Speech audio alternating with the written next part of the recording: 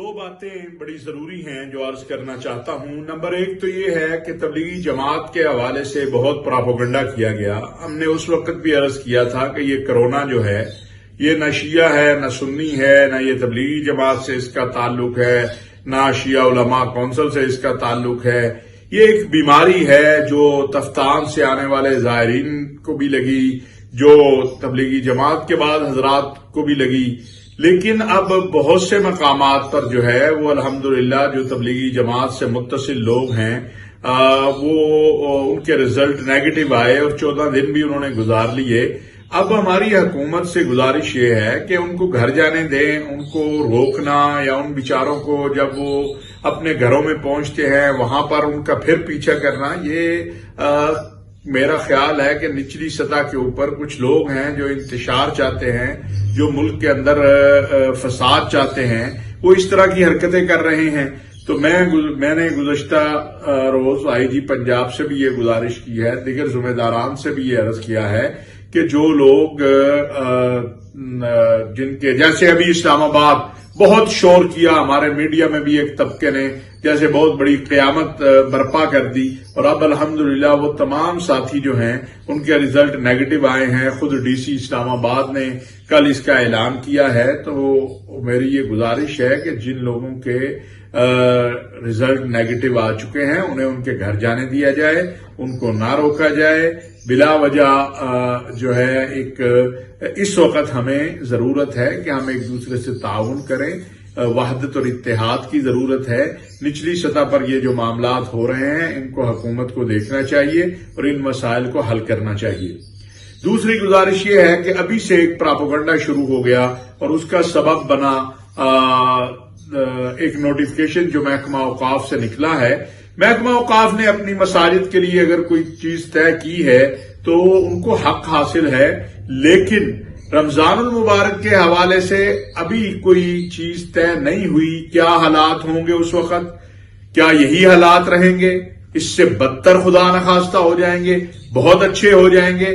یہ چیزیں ابھی کوئی ایسی میٹنگ نہیں ہوئی ہے ملک کی جید قیادت کی یا علماء کی یا حکومت کی کہ جس کی بنیاد پر ہم کہیں کہ رمضان میں مسجدیں بند ہوں گی۔ پہلی بات تو یہ ہے، بار بار میں یہ عرض کر رہا ہوں اور یہ طے شدہ بات ہے کہ مساجد بند نہیں ہوں گی۔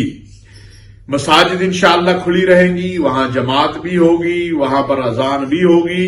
باقی جو احتیاطی تدابیر ہیں جو علماء نے کراچی میں طے کیا، کراچی کے حضرات نے، وہ سب کے سامنے ہے۔ اس کے بعد بہت سارے حضرات کا موقف، ہم نے بھی بعض چیزوں پہ تحفظات کے باوجود منوان اس کو قبول کیا تھا۔ ابھی میں سمجھتا ہوں اس بحث کو شروع کر دینا کہ رمضان میں مساجد کی کیا کیفیت ہوگی، یہ درست بات نہیں ہے جب تک کوئی حتمی بات طے نہ ہو جائے۔ جو پراپیگنڈا کرنے والے ہیں ان سے بھی گزارش ہے اور جو خیر کا جذبہ چاہنے والے ہیں ان سے بھی گزارش ہے کہ جب تک کوئی چیز بیٹھ کر طے نہ ہو جائے اس طرح کے پراپیگنڈے نہ کریں جس سے ملک میں انتشار پیدا ہو۔ اور آخری بات یہ کہنا چاہتا ہوں کہ مختلف حضرات کچھ کلپ بھیج رہے ہیں جس میں کوئی کہتا ہے ہمیں کرونا کچھ نہیں کہے گا، کوئی کہتا ہے ہمیں کچھ نہیں کہے گا۔ اور خدا کے بندو، ایران کے اندر ہزاروں لوگ مر گئے کرونا سے، سعودی عرب کے اندر 35-40 لوگ مر گئے، بیت اللہ کے دروازے بند ہیں، روضہ رسول کے دروازے بند ہیں۔ پوری مسلم امہ جو ہے اس خالی نہیں، پوری انسانیت اس ابتلا میں ہے، مساجد کے دروازے بند ہیں۔ اور اب یہ کہنا کہ جی کرونا فلاں کے ماننے والوں کو کچھ نہیں کہے گا یا فلاں کے ماننے والے کو، یہ جہالت کی بات ہے۔ کرونا اس وقت کچھ نہیں کہے گا جب اللہ ہمیں معاف کر دیں گے اور ہم اللہ سے توبہ کر لیں گے اور اللہ ہماری توبہ کو قبول کر لے گا۔ اس وقت تک کرونا نے انسانیت کو نشانہ بنایا ہوا ہے، انسانیت مر رہی ہے۔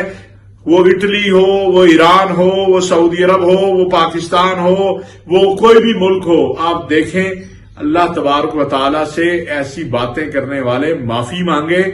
میں سوال کرنا چاہتا ہوں کہ پاکستان میں کوئی کہہ سکتا ہے کہ کرونا نے فلاں مذہب یا مسلک کے لوگوں کو نشانہ نہیں بنایا؟ کرونا کا نشانہ سب بن رہے ہیں۔